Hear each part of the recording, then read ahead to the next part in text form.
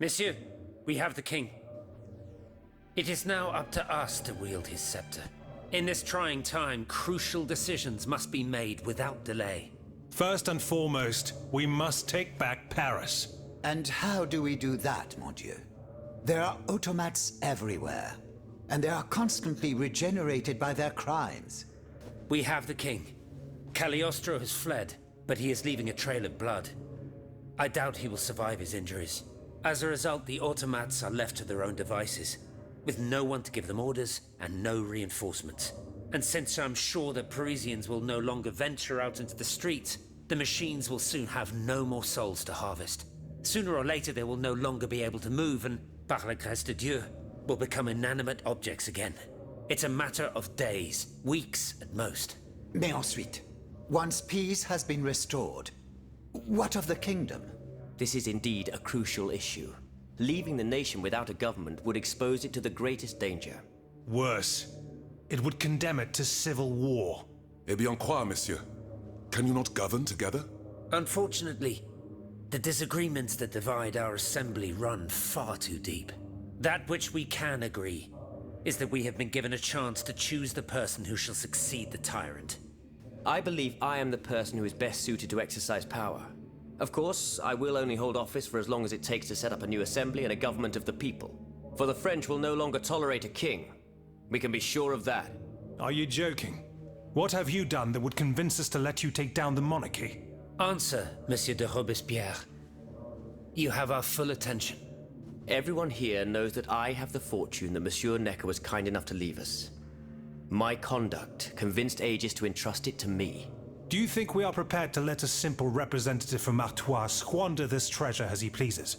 I promise to use every cent of it to help the nation recover. Do you doubt my word? No, I wouldn't dare. Oh, Maximilien I, man of great virtue. Go on, Monsieur de Robespierre. I flatter myself that while I have no personal fortune, I possess the greatest treasure of all, the support of the people, and the ability to convince those who are in error. Yes, I can attest to that. Maximilian is a just and virtuous man if ever there was one. Though I have always sought moderation and pragmatism, I now agree with him that in the case of abolition, principle must come first. You know that I share your views on emancipation. It is astonishing that I am never given credit. Monsieur, I rest my case. Very well. We must now make our decision. I pray that each of us shall respect this decision and set aside our personal interests for the sake of peace and the common good. Who among you approves the appointment of Monsieur Maximilien de Robespierre?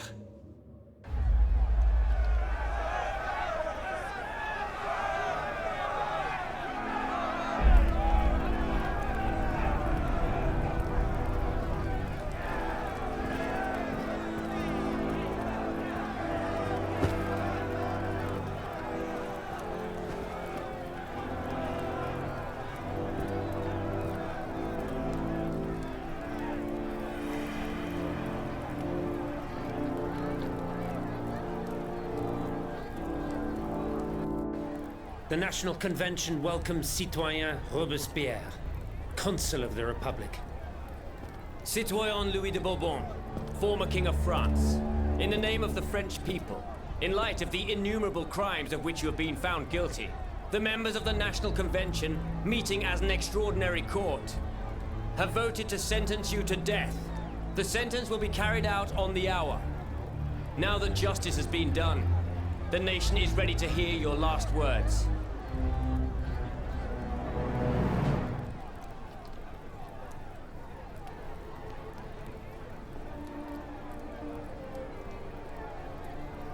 My loyal subjects, since you must lead a lamb to the altar, since you must offer a sacrifice to this new France that you intend to found, I will be that sacrifice.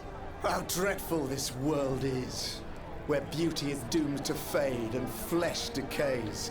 I found no consolation in this world. I vainly thought I was giving our souls the gift of immortality beyond our mortal bodies. The Grim Reaper was my sworn enemy.